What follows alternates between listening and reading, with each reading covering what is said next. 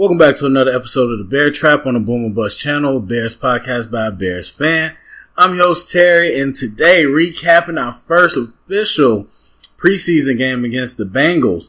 Excited. I know it's turmoil with the Bears fans right now, but it was good to sit down and watch some football where we actually got to see starters and we got to see them do a little bit of something. Once again, very vanilla.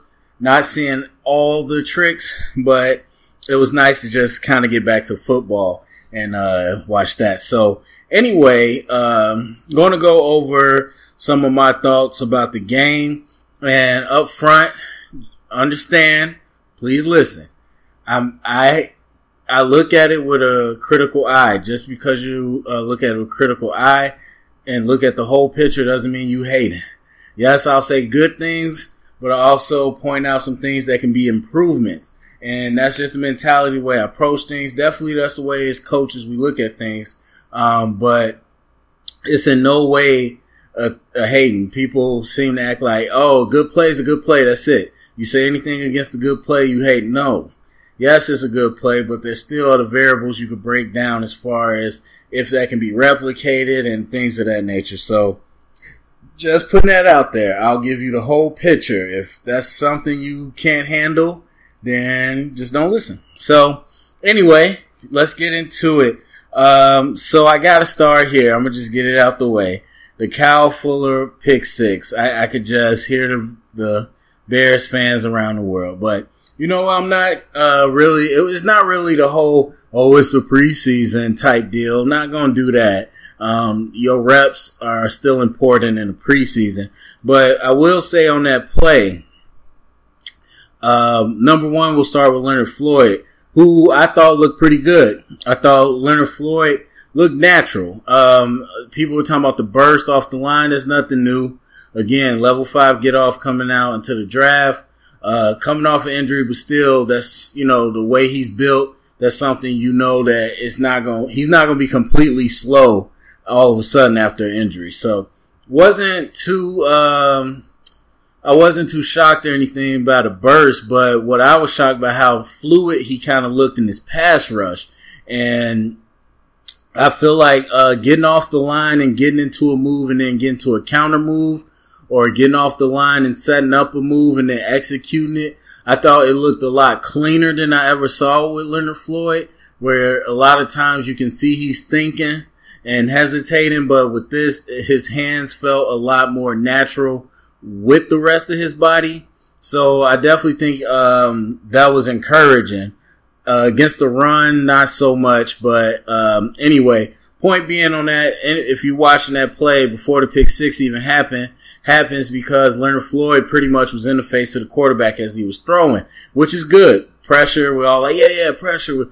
And yes, we can be happy he got pressure, but don't take that, you know, too far. He went against a tight end that did not do a great job at all. First of all, if you're going against any tight, I don't care how good he is. If you're a real pass rusher, you better whoop him. And he whooped him. He gave him a little heads-o outside, swimmed inside on him, and so I'm fine with that. It was real quick pressure. It was good, but it's against the tight end people. So, I like the rep. And again, you do what you're supposed to do. Yes, I like that. But, let's not take it too far. Cause like, and it's the broadcast, it's their job to kind of oversell everything. So it's like they keep talking about Leonard Floyd and Leonard Floyd and I'm seeing him do this and I'm seeing him do that. And it's like, okay, dude, he went against a tight end. I'm not taking away from Leonard Floyd. I would say that there are other plays that showed more promise than that one. And so, yes, he went against tight end, applied the pressure, and then Kyle Fuller got the pick six. Now, I already know, because we kind of tend to pick up narratives off one play. So, as soon as that happens, you can hear the fans, oh, told you he's going to get more picks. Oh, remember he deflected X amount of passes, and he's going to turn on the picks this year, and that shows me that that's good. Yes, I want Fuller to do well, but the fact of the matter is the receiver fell and the ball was thrown right at Kyle Fuller. Cal Fuller, an announcement was like, oh, Cal Fuller jumped the pass. He didn't jump crap. Cal Fuller was way behind that receiver.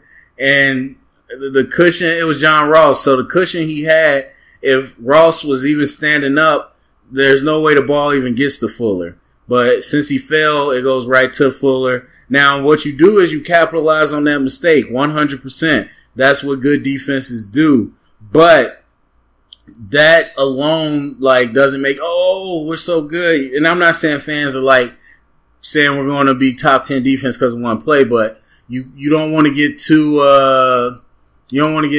over, head over heels over, one play if you're not examining the whole piece. And so, yeah, the receiver fell. He picked it. I did like the effort to return it and get into the end zone because it wasn't a clear path. But yeah, I just got to start there because that was one of the biggest plays. And I'm just cautioning people. Again, people that like to listen to me and continue to listen, I continue to push the narrative to be open-minded, to look at the whole picture. Because that's what sustained success is about. Excuse me. It's about how you do it. I talked about it last time with the sack from, the Hall of Fame game. What you do is important, but how you do it is more important because then that is testing how well your technique is, how well you're likely or how, likely you are to do it again. So, definitely a good play on both accounts, but not one that I would hype up as much as the broadcast did. Okay. So, Eddie Jackson, he was out there a decent amount. I didn't see this a lot. Not that he wasn't doing good, but he just wasn't in the run fit a lot. But there was one particular play early on where I was really encouraged the way Eddie Jackson filled his run fit. And I talked about in the spotlight how I wanted Eddie Jackson to, just be better with his deep angles. And then also fit better in the run. Again, he doesn't have to knock people out. He doesn't have to have tackle for loss, but understand where you fit in the run scheme. And that way you're not over pursuing or anything like that. And so really, again, it was one real quick play. It was real simple, but it was picture perfect. And, I'm sure there might have been one or two instances last year where he did it. I can't remember them off the top of my head where I was like, yeah, Eddie Jackson, that's what you're supposed to do. So it was encouraged for me at least just tonight to see a play where he came down not too slow. He didn't hesitate. He understood the urgency of the run. But he didn't over pursue. He played his alley and then he cleaned up the play. It looked for a free safety. It was perfect. I don't need you again head hunting. But I need you to be able to know how to fit and how to clean up the play. So it looked absolutely good to me. Again, that's just one play. So who's to know how it's going to be in the heat of the moment of the regular season? But for that moment, I was really happy to at least see that. Oh man. Oh, and I'm not making this a Roquan thing, but one thing I will say, a lot of people talking about how, he might not ever start this year. And hey, look, I don't think he should be handed the starting job, because of his draft status. It's nothing against what he's doing. It's more about coming in and earning it. And so I'm fine if he doesn't come in with the starting job, but to say that he won't eventually start, let's talk about our backup linebackers. And we didn't have Trevathan out there either. So, while you had Kwiatkowski, you also had a healthy dose of Timu and Anderson. I like Timu again. I said it last time. I like him a lot. Physical, downhill thumper, but man, he is limited athletically, and so is Anderson. It just scares me. And then, I know I said pretty much the same thing last episode or last game for the Hall of Fame game, but it rung true, and I think it continued to ring true. They scared me as far as coverage. And I was like, you know what? If you get Timu in the one-on-one, it's over. It's lights out. And then look what happened with Mixon. Now, Mixon broke up a couple people, but yeah, once Mixon got in the open field against Timu, I knew it was done. And I love Timu. You just physically limited. It's just the natural fact of it. So, again, while I think we got some hard nose, while we got some guys that could come downhill and thump, in our depth, I still don't think our backup core as a whole is super unathletic in the front seven. And so that's a little worrisome. I know Iggy, wasn't playing. I'm not sure, what his injury is, but, we know that, and I don't think he's the best athlete, but compared to the guys we got, he's a lot more athletic. So we know that's going to be some depth potentially to add to the speed. But man, with Timu now and Nick Kwiatkowski himself, who I thought was really, really solid. He's a really solid player. Thought he did really good. But you could tell he's limited. He's not as limited as Timu now. He could move around better than them, but you could tell his range is also pretty limited too. So yeah, I mean, we just gotta hope. I don't think at all Roquan's going to miss the whole season. So when he comes back, just hope that he's healthy, and we hope that Trevathan can stay healthy, because it is a night and day of difference with our starter and our depth linebackers. All right, so moving on, Cody Whitehair. I talked about last year with the snap issues. He wasn't like going crazy today, but you saw a couple snaps that weren't where you wanted them to be. Again, third season. It's tough. It's tough to be okay with bad snaps, especially when you see backup centers, rookie centers. They don't have those bad snaps. And again, it's not saying that he's not a good player, but I think he's a better guard. I think that's his better fit. And so I'll get to James Daniels in a minute. No, I might as well go now. So James Daniels, and that ties into it. For the life of me, I can't understand why James Daniels isn't starting center and Cody Whitehair's left guard. I know they say they want to bring him along slowly and kind of let him learn both positions, but dude, James Daniels was a monster, and when I'm not talking about like dominating or well, it's a lineman, so it's not really stats. So yeah, he is making good blocking plays.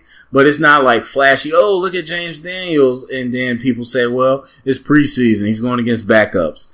It's not about that. It's about how he's doing it. Again, his technique and his ability is exactly what you saw in Iowa. His ability to double team, and not just the technique of and understanding of how to combo somebody and then peel off to the next level, but how fast he can get to the next level. He gets up on the second level linebackers so quick, they have no chance of making a play, and he's so wide and he uses good angles, so he's coming at you so fast, there's no way you're getting around him. And it just looks so good. But then he played pretty much second and third quarter. So you got to see a lot of him. And to me, you got to see so much from his zone ability. Like everyone, if you pay attention to the draft stuff, everyone's talking about how James Daniels could reach a one tech like I've never seen before. Oh, you saw it in this game. His ability in zone is, I don't care. I mean, yeah, I care that it's the backups, but you can't beat speed like that. And the fact of the matter is, most starters you go against aren't going to be much faster than the guys he was going against. So his lateral ability is crazy. You saw him do some pulls on the perimeter. And it's not even the fact, because there's guys that are quick enough to get out there, but don't really do anything. He is smart. I can tell, as an O-line coach, I can tell that he gets it. He absolutely gets it. You had pretty much this pull onto the to the perimeter. I don't remember the exact blocking scheme. One time it was a counter with two guys. One time it was just him. But the time when it was just him, this basic perimeter play, he pulled, and his eyes are downfield. Nobody's flowing to the edge. The edge is open. And so in that instance, if you know they're not flowing to the edge, they're leaking backside. And so what you're supposed to do is turn around and catch anybody leaking backside. And I'm telling you, majority of linemen, they're fast. They could get out there. They don't see no one on the edge. They kind of just slow up. and keep running with the running back and never seal the backside. But he saw nothing coming, turned around, and sure enough, there was a guy leaking, chasing down the play, walled him off, boom, plays golden. And I'm like, holy crap. I haven't seen a Bears lineman play with that type of IQ in a while. And we didn't pull our center often before we got white hair, but still, that was some great IQ. And then again, so you saw him in the zone, you saw him in the perimeter plays, you saw him in pass protection, where in Cody Whitehair, that's the other thing. Besides the snaps, he was getting bully balled a little bit. Now, I will say, it wasn't just Geno Atkins, but I will say I would like to see how James Daniels held up against Geno Atkins. But it wasn't just Geno Atkins that was bully balling Cody Whitehair back. And so it doesn't make you a terrible player if you get bull rushed, but at the center position, that's a place you really want to be stout. And the thing with James Daniels is his arms are so long that not only he has that extension, but when he's able to bend his arms, it gives him that extra leverage when he gets low into his stance to suppress that weight. And so, man, James Daniels looked amazing to me. I don't want to say amazing, but he looked great. He looked great. And I don't understand why he's not starting. He had one bad snap. He can snap and get out into the perimeter. I think he should be the center and Cody should be left guard. That's me. Moving on. I won't talk about that. I kind of talked about Leonard Floyd and how he looked better on the edge. I will say overall, our edge players look a lot better with their hand play. From Kylie Fitz to last week, it was Isaiah Irvin, Leonard Floyd, and then the guy this game, 57, is Ederball. I don't know how to pronounce his name. I'm not going to try to butcher it, but 57 on the edge. While they're not like premium pass rushers, athletic wise, I think everybody showed a lot of natural hand fighting and hand play, where it wasn't getting tangled up with a lineman and then trying to fight them off. It was really attacking the hands as you approach the pass rush. That's really good to see. Again, if you don't have the athletic ability, I want your technique to be pretty high. And the team that needs pass rush is promising to at least see that they all have that mindset to use their hands. And that's one of the hardest things with defensive linemen, pass rushers, whatever. As a coach, when you teach them to get in that mindset to always attack with your hands, because the natural inclination is to get in a fight with the lineman, get tangled up, and then try to throw them off, when really what you want to do is attack the hands, avoid the block completely, because that gives you quick pressure. So I was really excited to see that. Adam Shaheen, man. I told y'all, and it's not really Adam Shaheen just cause, he's great. It's the tight end position. I told you it's not hard to be productive at that position. It's really not. They are such a mismatch today. And again, it's because the league and defense kept trying to get thinner and thinner and spread out to go against spread offenses. Now they're not capable to handle these mismatches. Now he's not tearing up the league, but I'm telling you, like, he's natural size and athletic functionality. If he's open in the zone and gets the ball, he can shield off pretty much anybody and make that catch. And then if he happens to be in the open field, as you saw, he's got that ability. That's why people were really enamored. He's big and he can run. And so when you're big and you can run at the tight end position, it's not super hard to be productive, especially when you got weapons on the outside. Now, we'll see what the weapons on the outside ultimately do in the regular season, but we've been hearing everybody was talking about, Shaheen posting up in the red zone. And I talked about too, that's what I expect his role to be. And that's what he's been doing in practice. But this game, everybody was expecting, Shaheen in the end zone, Shaheen in the end zone. And then you got to see him more vertical and yak running. And so I thought that was a real nice look for Shaheen today to show that he could catch the ball and make a play. And honestly, I don't think he's the best route runner yet. Definitely not the best blocker, but again, with that size and when you spread it out and use space, it's not hard to be productive. And I think he's going to be a good target. Because Trey Burton is very much built like a receiver. And so he could do things. But when you're talking about crunch time, where it's like I need a layup almost, you're going to go to that bigger body tight end that's boxing somebody out. Next up. Oh, so sticking with the offense, a couple more things. The perimeter runs. We had Matt Nagy mentioned many times, if you listen to his interviews, that they want to attack the perimeter. They want to get to the perimeter.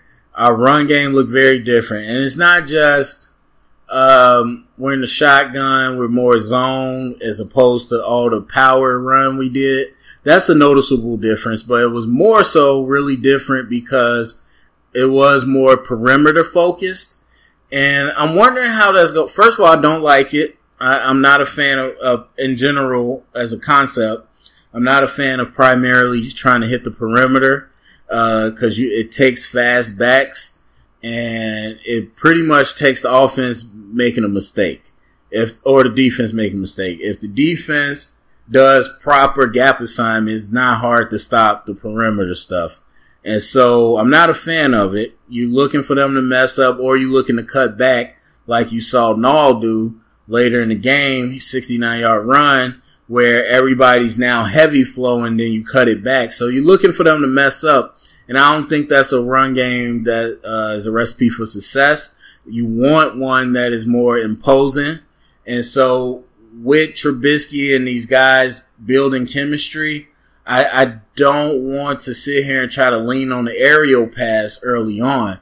I want to be able to run the ball. Now, I think with Howard, they have to do different. I imagine they're not going to try to perimeter run as much and maybe do a lot more shotgun power and gap plays. But right now in the offseason or the preseason, they're not going to show all that. So hoping that we see more power run in the season. And I think we will. And then Kevin White. Ooh, got to talk about it. Kevin White had a good amount of snaps. Didn't really do much. And honestly, to me, he looked decent. Or he looked okay. He looked just okay.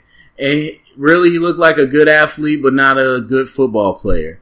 And so, I've talked about Kevin White many times, and people get, again, black and white. Oh, you saying he's not a bust, so you saying he's a good player? I'm not. I'm saying we don't know. I'm saying he's not a bust because he was injured. And so I have to see what he can actually do. And again, small sample size, but we all saw that drop. It wasn't like, it was a lot of drops tonight, but it wasn't like a tough catch drop or anything. It was a straight, like, hands of stone drop. Now that's one play. That's one play in the preseason. We'll continue to see. But yes, I will sit here definitely admit that did not look good. Now he moves well. Still haven't seen, and really his route run is average. Is better than it was in college, but you haven't seen anything that looks like he's going to break people up. But honestly, a lot of receivers don't break people up. A lot of receivers 50-50 ball nowadays, and they back shoulder fade. So, he's not going to be a route runner by any stretch. He's definitely still got athleticism, but, yeah, I think as a total package, he just looks okay right now. So continue to watch that. And yeah, it's pretty much, I mean, Trubisky played more than I guess I thought he would. As far as how he looked, I mean, I don't know. I personally think Trubisky is still playing a little safe. And I'm not hard pressed on that. You could change my mind, but just by the way I'm looking at him process and his decisions, especially in the preseason, because in preseason they tell you let it rip. Try to make a play. If you make a mistake, fine, roll with it. These are the times you want to make those mistakes. And honestly, to me, he looks like he's being safe. But you know, it's there. The arm strength's there. The footwork, the athletic ability, it's all there. It's just waiting to see what his full package looks like. So that's it for me. As far as kind of the things that stood out to me. Again, I can't watch everything and everybody. I try to pay attention to certain things. And that's the notes I came away with, but I want to hear your notes. Go down to the comment section. Let me know what you saw in the game, what you thought about. Thumbs up, subscribe, share it around, get the convo started. And remember, stay up and bear down.